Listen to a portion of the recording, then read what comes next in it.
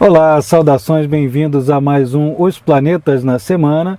E você que está acompanhando aqui o canal já sabe que nós temos feito Os Planetas na Semana através do Diário Planetário. Bem-vindos ao Diário Planetário também. Essa semana vai acompanhar o período de 8 a 14 de junho. Pois é, como eu estava dizendo, quem está acompanhando aqui o canal já sabe que as últimas 3 semanas foram bastante turbulentas.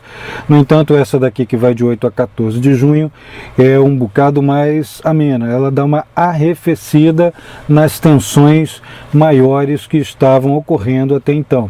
Essa aqui é a semana em que aquele aspecto difícil do Sol em quadratura com Marte, ele começa a se diluir no tempo, né? Então ele termina dia 11, né? Vai acabar a tendência dele mais forte nesse dia 11 de junho, e no restante da semana a coisa mais belicosa que ele representa, as situações mais beligerantes, mais difíceis de lidar com os outros, os impulsos, os arroubos de fúria, isso aí também vai começar a dar margem a outras manifestações que são mais cordiais ou um pouquinho mais recuadas, né? Um pouquinho mais racionais, talvez também mais ponderadas, né? Mais lúcidas. De qualquer forma, ainda estamos sob aquele enorme pano de fundo que é da grande conjunção que envolve Júpiter, Plutão e Saturno, né, naquele bojo, que é a grande conjunção que há meses, né, vimos falando, que é a que está mais associada à grande crise do coronavírus, crise econômica, crises políticas em todos os países, não só no Brasil. E nós vamos aqui percorrer a semana. Eu vou fazendo aqui uma síntese muito rápida do que vocês vão encarar ao longo da semana, nesse primeiro momento, mas já tendo uma ideia, uma noção do restante dos dias aos quais eu vou dedicar uma leitura específica, como vocês já devem ter visto na semana passada. Então, consultando aqui as minhas anotações à mão, né, a gente vai ter, como eu já disse, esse aspecto difícil, que é a quadratura de Sol-Marte se diluindo até o dia 11 do 6, e até o dia 14 do 6, um pouquinho depois, o próprio planeta Marte em trânsito vai estar naquela condição em que a força, a potência, as ações mais individuais estão também se diluindo. É um aspecto em que parece que todo mundo fica meio anêmico, né? Fica, por um lado, reivindicando uma atenção para aqueles que sofrem mais, né? A força fica direcionada para aqueles que mais sofrem. Por outro lado, aqueles que querem se impor em demasia encontram uma espécie de dissipação dessa força. Aí vai ficar a semana toda. Nessa semana a Lua vai passar em 3 signos, que são Aquário, Peixes e Áries, né? Vai ter o ingresso em Aquário no dia 8, mais adiante na semana ela vai entrar em Peixes e vai terminar a semana passando pelo signo de Áries. Vamos estar no período de Lua minguante, que é o período de arrefecimento mesmo de energia, né? De redução da carga de intenções, de recolher aquilo que de colher inclusive aquilo que a gente plantou, né? Daquilo que foi plantado, de retorno das ações. É o efeito bumerangue das fases da Lua. O que, por um lado, é um alívio com relação ao que estava bastante tenso, né, até as semanas anteriores. Por outro lado, ainda é um decorrer das ações que foram perpetradas na semana anterior. Então, isso significa que, apesar disso aqui estar mostrando um arrefecimento, não quer dizer que esse arrefecimento vai deixar todo mundo deitado numa rede, bebendo água de coco e tudo vai ficar às mil maravilhas. Não. Vamos ter que lidar com, vamos falar assim, em termos mais em esoteriquez, né? Então, estamos lidando com o karma das ações anteriores, né? Pessoais, né, individuais, com famílias, com pequenas comunidades e coletivas, políticas, mundiais. Então isso é um efeito de ação e reação que todo mundo vai passar ao longo dessa semana aqui, mas estamos vendo aqui agora a colheita, né, o período de recolhimento, de redução da energia e de procura por uma nova forma de construir as ações a seguir, que vão ter um pico de intensidade, já venho avisando isso há algum tempo, lá no dia 21 para 22, né, de junho, quando haverá um eclipse, o eclipse solar, um dos mais importantes do ano de 2020.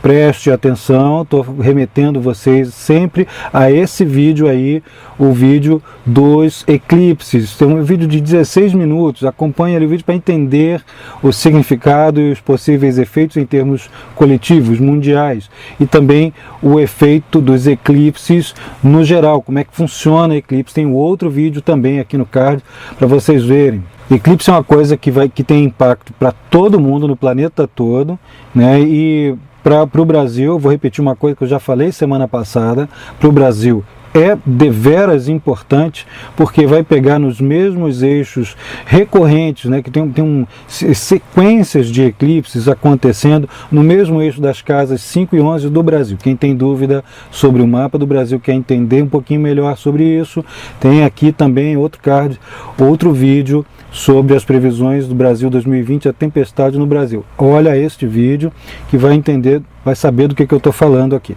E outro lembrete importante para a semana toda, sendo esse aqui o nosso primeiro vídeo, nosso primeiro olhar, dando essa síntese para a semana, vamos prestar atenção pelo fato de que a Lua vai entrar ao longo da semana em Peixes, depois vai entrar no signo de Áries.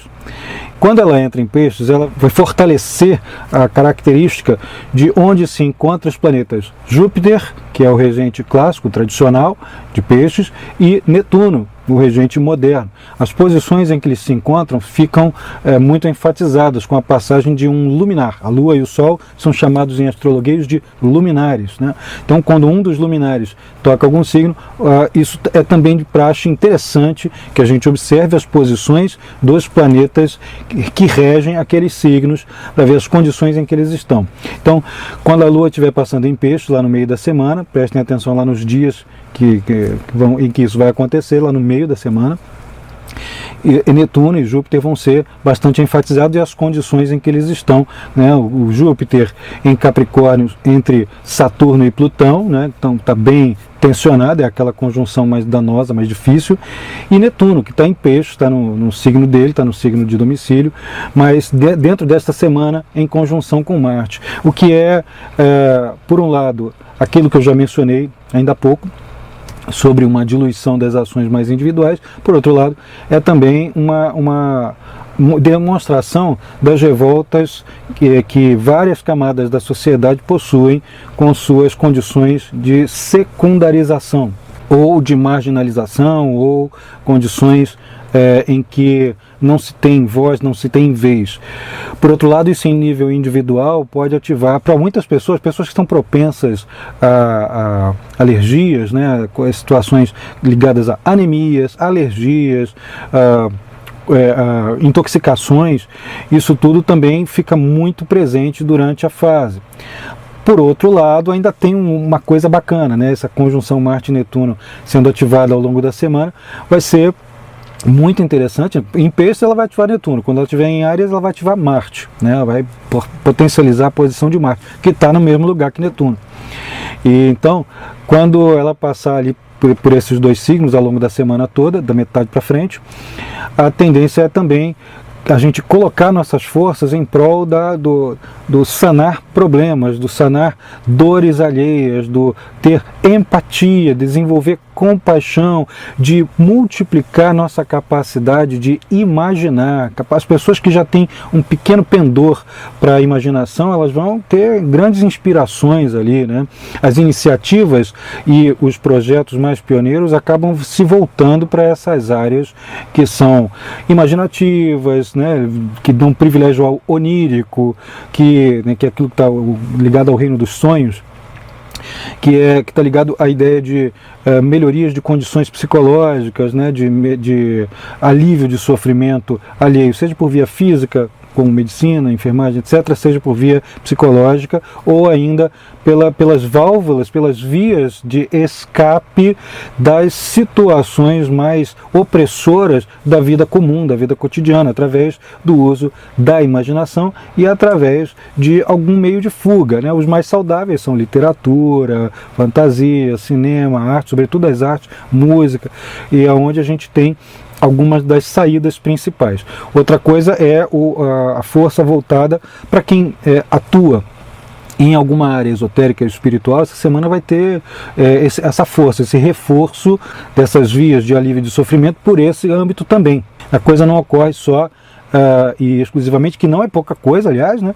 mas não ocorre exclusivamente pelo âmbito dos saberes reconhecidos e legitimados cientificamente, mas também pelas vias que não são legitimadas, mas que são recorríveis, né, que são necessárias dentro das nossas culturas, dentro da nossa vida cotidiana, como as vias religiosas, metafísicas, esotéricas, também fazem parte, curativas, as ciências alternativas, os saberes, né, que são alternativos, estão dentro desse escopo. Então, isso aí é uma potencialização muito grande, muita gente vai exercer seus esforços, até enfrentar desafios para que possa levar aos demais esses alívios, né, essas reduções de carga e a distribuição dessa carga por quem tem condições realmente de suportá-la. Bom, está dada aqui a síntese da semana toda, que vocês vão ver aqui os detalhes mais específicos a cada dia. Não deixem de assistir cada dia, porque cada dia tem uma novidade mais importante para aquele dia. Você quer saber como é que vão ser os próximos dias? Então amanhã eu te espero aqui no canal, venha conferir. Vem?